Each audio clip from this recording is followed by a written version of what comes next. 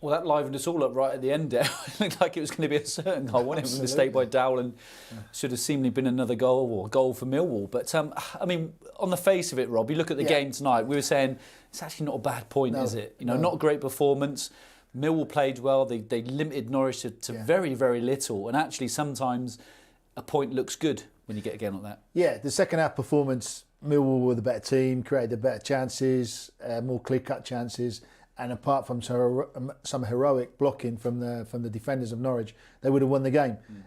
So a point after that second half, you take all day long because it was a hard-earned point. That is a proper hard-earned point. And like I say, people say is a 0-0 better than a 3-3? I think a 0-0 suggests that Norwich have got that strength in defence now. What we've been saying all along all this season. So we know the goals will come. So to have a 0-0 draw is not the worst thing to do away at a place like Millwall. No, and you look back to games this season already and you see the game at Luton in particular and you kind of felt it's not going to be our night. It felt like that tonight against Millwall, but they've not lost the game. They lost the game against Luton. They haven't done tonight. So it's about not losing games, isn't it? But the difference is in a championship, when any league in the UK, it's 3 points for a win and 1 for a draw. And you get a couple of draws, you miss out on those 4 points, all of a sudden things start to close up again. But that's the beauty of it, isn't it? Absolutely. But like I say, they're not going to be too disheartened by not taking 3 points from tonight. I feel they get on the bus and say it was a tough game. Listen, we've got a second team on Friday. Let's go there. It's going to be a different type of game. It's going to be a football game. Swansea will be more open and more expansive. And hopefully that will play into Norwich's favour. Yeah, and we're going to chat to Hux now. Hux, do you feel a bit the same as we do? Actually, that's not a bad point in the end? A really good point, considering... But I think the performance was not great today. I think we've got a second half especially, they had 2 or 3 real clear-cut chances and we didn't really create anything. So sometimes you've got to take your point. But the worrying thing is, our 2 games now, we haven't really looked like scoring. So, a bit of work to do before Friday. Yeah, but you look at to the face of it, a Millwall away from home and a tricky night on a Tuesday evening, and you're not playing well, to come away with that point is still a positive thing. And that'd be what Daniel Farke was saying, isn't it? As much as they want to get the 3 points every single game to keep that gap at the top, they've earned the right to be where they are now and actually have that little bit of a buffer. Yeah, you would say defensively looked superb again. Graphic handling was excellent today. But, go to Millwall, back in the old days, it used to be quite intimidating, but obviously no fans there. It's just a game. So, like I say, you take the point, you're happy with the point, but the performance was a bit off today. So, like I say, we've got to play a lot better if we're going to beat Swansea because, Swansea are really playing well at the minute. So we've got to pick up a little bit for the weekend. And what do you put that down to, Hux? Because there wasn't too many changes. Obviously, Buendia's missing, Placheta comes in tonight. So in over the terms of the team and how well they've played over in recent weeks and months, there's not been too much change in the side. Is it just one of those games you put it down to, it's just not happened for us? No, it's just not happened. I think you look at Middlesbrough, and this was kind of a continuation of that, really. I think they've done their own work on us. I think Rawitz, he did it when he was at Stoke. And I think they've done a good job. And they'll be disappointed that they haven't got 3 points because, they created a couple of real clear-cut chances second half. And another day, you'd have put a couple in and then would have lost. So sometimes you just got to take your point, move on to the next game and keep building up gradually and slowly.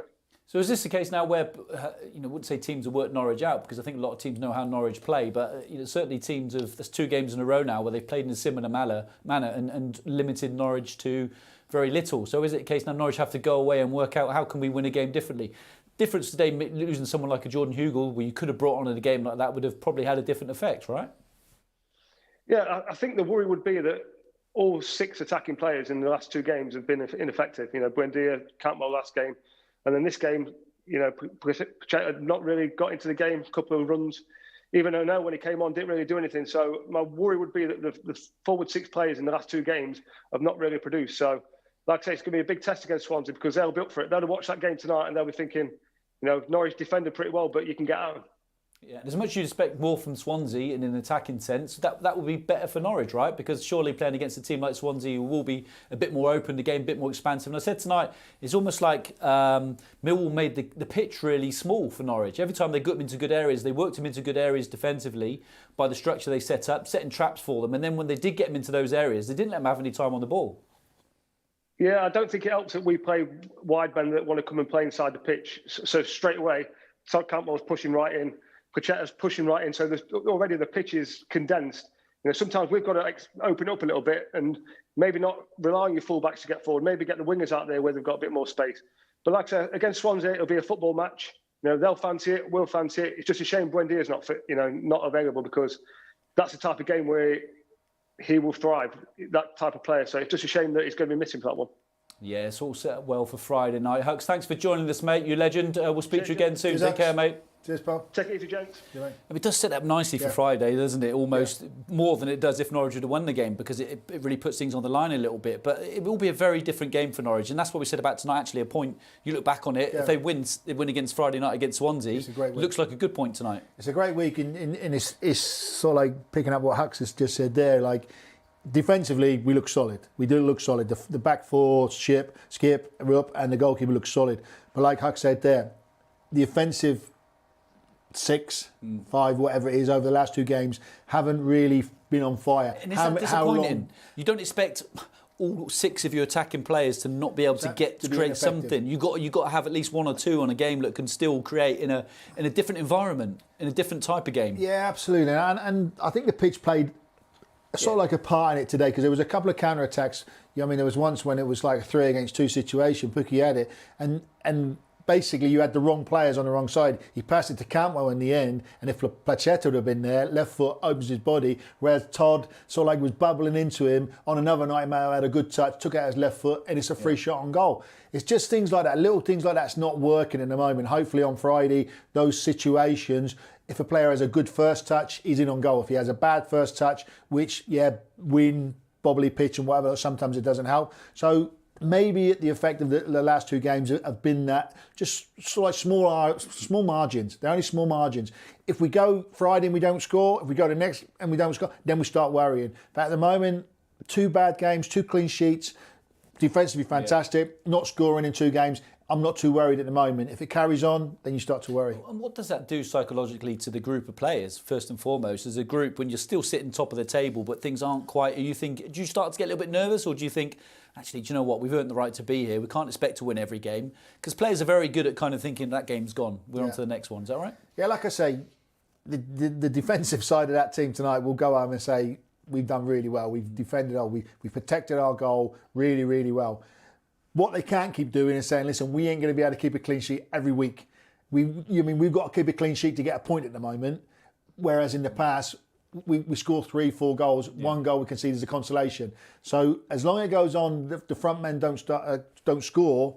The back men start to worry. Say like, any chance, more or less any chance. We've got to keep on defending. We'll keep clean sheets, but there's going to come a time when they're going to concede. So you need them to start firing sooner rather than later. Yeah, we can have a look at the table now as it stands at the moment. There's obviously games still going on. They are sitting 5 points going. Swansea have got a game in hand, Brentford have got a game in hand, and Swansea obviously, Brentford have got 2 games in hand now, so it can draw them pretty close back in, but they've got to win them. I'd rather be in Norwich's position with the other team with 2 games in hand, because we've seen over recent weeks, we said, Watford have lost today, or Bournemouth have lost, and all this. All of a sudden, lots change over that period of time. The one consistent thing we've seen so far this season is Norwich up near the top of the table. And like we've said, it's the chasing pack gunning for Norwich, and the second in the table are playing the top of the table on Friday. Great game. Norwich don't lose, then they've still got that gap between them and Swansea, and it's another game chalked off. So it's going to be tough. It is going to be tough. No one doubts that, because Swansea are a good footballing team. But Norwich are good enough to go there and get a result. A result would be good. 2 points away to Millwall and Swansea. It's not a lot. It's a good return. That's the point as well, isn't it? Even though they've drawn against Middlesbrough and they've drawn against Millwall, this group of players are very capable of going to Swansea and winning the game. Absolutely. They've proven that they can go anywhere in this division and win a game of football. And like I say, hopefully confidence won't be too down. They're still, like I say, they're still top of the table, and they've got a chance to show on Friday. We're playing the next one, the one below us. If we win this game, people are going to even take us more. If they're not taking us serious enough at the moment, they're going to say, right, listen, Norwich are the team. They've gone. We're playing for second place now. Yeah, still huge amounts to be pleased with at the moment. We're back for Stoke. It's on Saturday the 13th of February. It's a 3 p.m. kick-off here at Carrow Road, and we'll be on air at 2:30. Stay safe, take care. We'll see you soon.